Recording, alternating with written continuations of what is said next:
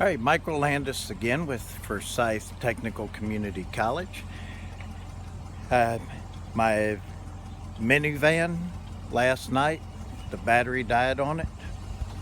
Will not restart. I've checked the voltage in it. It only has about 10 volts and it's not enough to crank the engine over. So I'm going to have to jump start it, mainly because I've got to get it out of the way to get my other vehicle out of the driveway so I can go get a new battery for it. I'm going to try to save the battery that I've got so I can charge it up and retest it to show you that the battery itself is bad. We have checked the battery terminals. Here's my battery. We've checked both of the battery terminals, and the negative terminal, I've only have a 6 millivolt drop across the cable, so I know I'm good there. I only have a 15 millivolt drop, I think it was 15 or 16, across the positive cable, so I know I'm good there. And so I'm pretty sure with the age on the battery, and this was a battery that we got from Walmart, and it's 3 years old. That's about what it was good for. And so I think it's seen its useful life. Mainly ended up with a Walmart battery for it because we were at Walmart one day and the battery died. When we came out, it was dead, wouldn't do a thing. Well, they sold batteries there, so I just walked inside, bought a new one, and replaced the battery in the parking lot. So we're going to go through the jump start procedure. Right now the vehicle does not crank. You can hear the starter click.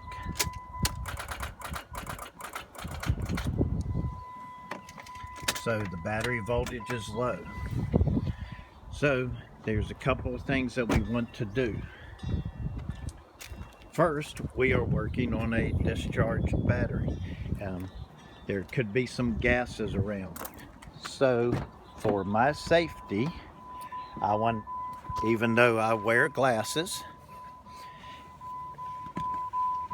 just in case something goes wrong and this battery should blow up, explode, what have you,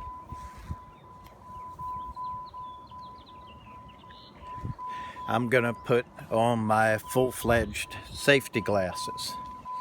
Now, just a matter of safety, these glasses that I have, the lenses are safety lenses, but the frames are not OSHA compliant.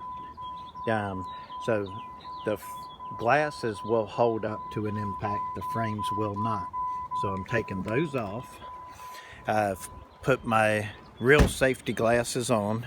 The frames are OSHA compliant. They wrap around on the sides, have side shields to them to protect my eyes just in case something comes apart. Now, if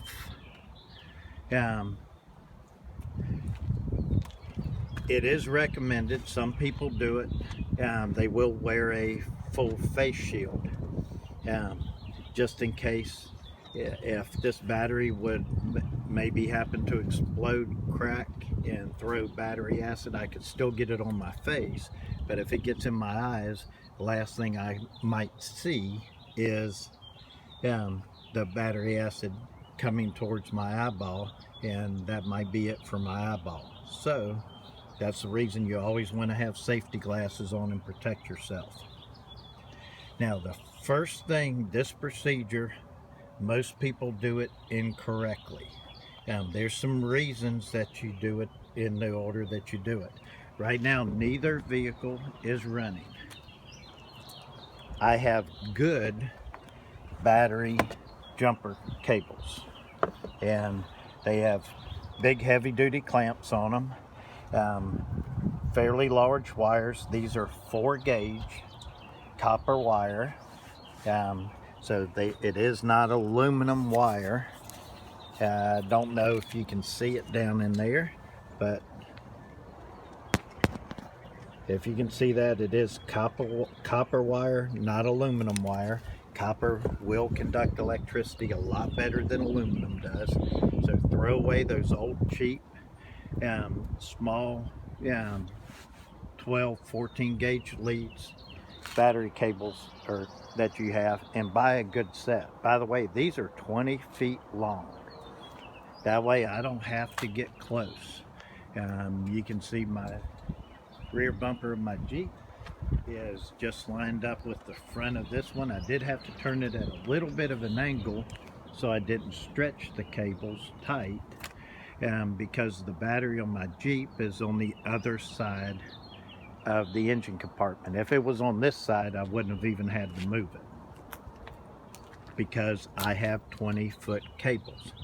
So the first thing we're going to do is we're going to take our positive lead cable and we're going to hook onto the positive of our discharged battery. Make sure you get a good connection, good solid connection. I usually put it on there and wiggle it, make sure that it's tight. I do not want it to come off. In this case, because I'm stretching them so far, I'm actually going to put the bolt in around here. That'll just make sure it doesn't come loose, because if it comes forward, the negative cable was right here for it to hit. And we don't want that to happen. Now I'm only hooking up one. Now I'm going to walk in a circle. I'm going to go over to my donor vehicle that's going to donate some electrons for me. And this is one thing I like to do to make sure nothing bad happens. I usually try to hook these cables onto something that's plastic. The fan shroud up here works good. It's plastic. Don't hook it onto metal. That you would be actually making a connection. I generally won't clamp it on the hoses, because these are really strong clamps and they will hurt it. I'll show you on the other vehicle, I did hook it onto a piece of plastic, the negative, so it can't accidentally make contact, because I'm doing this by myself, so I want to be safe. So this battery, I'm going to disconnect from the plastic strap up here. I'm going to disconnect the positive cable and I'm going to hook it up. So I'm going to hook positive on the weak battery, then positive on my donor battery. Now the two positive cables are hooked together. Make 100% sure your vehicles are not touching. If the vehicles are touching, you could have, if you have a ground cable problem on your car with a weak battery, it could try to ground through some of the small engine to body ground straps that are there more for noise reduction than anything. If that negative battery cable is weak, and you could actually burn up those cables. So that's why you must make sure the vehicles are not touching. Besides that, most cars today have plastic bumpers on them and you'll scratch up the paint. Now, at my donor vehicle with my charged battery, now I'm going to disconnect the positive cable, or negative cable, I'm sorry. I already hooked up the positive cable. Positive is hooked up on my weak battery, and I'm going to hook it up to my negative battery. So I'm making a circle around the car. Positive at the discharge battery, hook it up. Come to the good battery, hook up the positive cable. Then I'm going to hook up the negative cable to the good battery. And I do not have a complete circuit, so you don't see any sparks flying. We don't want any sparks. Battery gases that come off of the battery, they are very explosive. And we don't know, we don't have a detector to see if they're there. So I've got my positive is hooked up, nothing is hooked up to the negative. And what I did is I hooked this onto my plastic air filter, just so it couldn't fall down on the engine, make connection. Both doors to both vehicles are closed. And now the negative terminal, I'm going to hook it onto preferably the engine block somewhere. And this is where a good set of cables will do you a lot of good. Is generally there's a place on the intake that I can hook it up, and a boss that's sticking out, something of that sort. This would not be a bad spot, but I don't know if it will hold on. So I'm going to clamp it on here. It's clamped connected to the intake manifold, which is fine, because the ground cable for the battery, for the starter grounds through the engine block. This way, if I have any ground cable problems, my starter grounded to the engine block is going to come right up through. The current will pass through the block, through the intake, and right to my clamp. And I'm making this connection over here a good distance away. I'm almost 2 feet away from the battery.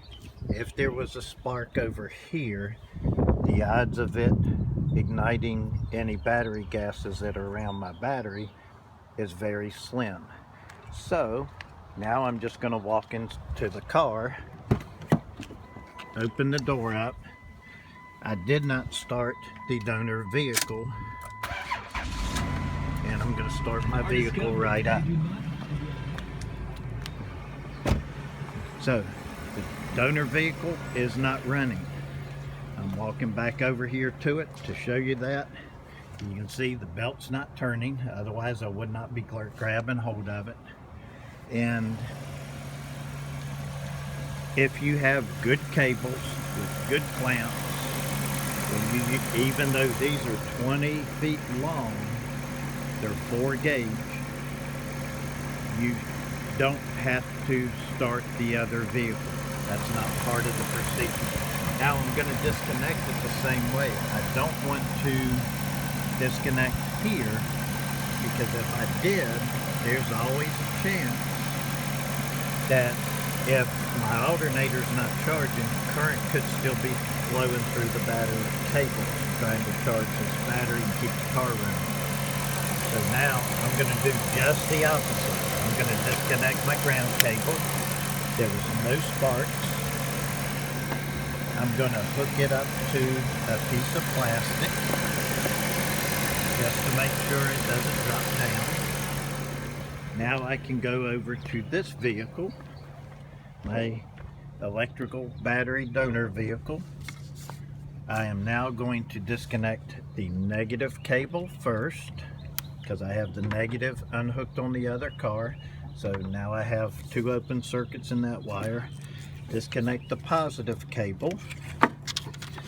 Lay them on something plastic. If this is not plastic or metal on this car, this is plastic.